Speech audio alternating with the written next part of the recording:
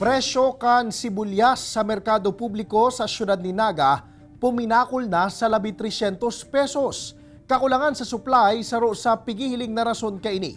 Mga parabakal kanya-kanya na sanang diskarte tanganing makatipid sa konsumo. Dugang na detalye sa report na ini. Ngunya na Christmas season, apwera sa mga mag-agom o mag-irilusyon, magin ang presyo kan mga barakalon, nagmamahala naman.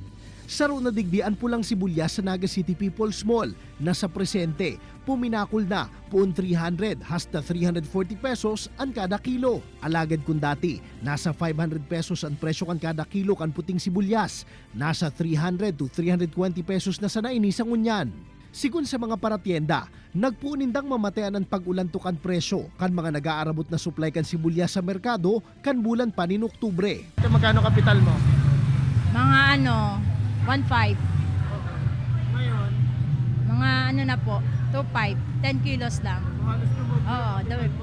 Mabigat na sa presyo, sir. Kaya lang, no choice naman kami. Kasi talagang in demand po ngayon ang sibuyas. Walang masyadong supply na dumadating.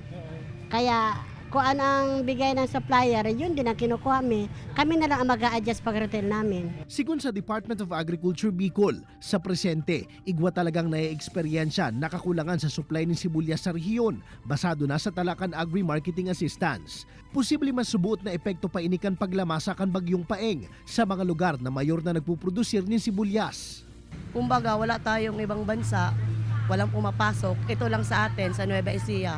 Konti lang yung natin produkto. Kaya yun, nagpapaunahan, tapos mataas na siya. Sa sobrang mahal na kan presyuhan kan sibuyas digdi sa merkado publiko kan siyudad ni Naga, ang sarong pidaso maabot na sa 15 pesos. Kung kaya mga parabakal, kanya-kanya na sanang diskarte, nganing makatipid sa saindang gastuson.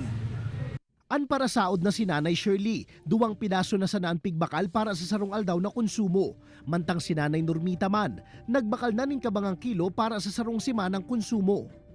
Kasi nasisira naman. Isang luto, isang lang, konti lang. Para makatipid. Makatipid ka.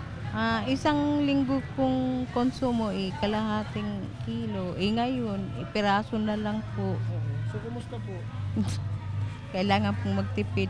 Sa presente, igwa pa man yung supply ng sibuyas sa merkado publiko kan siyudad ni Naga. Alagad ang kahaputan, hasta nuarin madurar ang siring na sistema kan pagmahal kan mga barakalon na mayong ibang masapo kundi ang publiko. Kaibanan si Gerald Gandia, Jesse Cruzat, Balitang Bicolandia.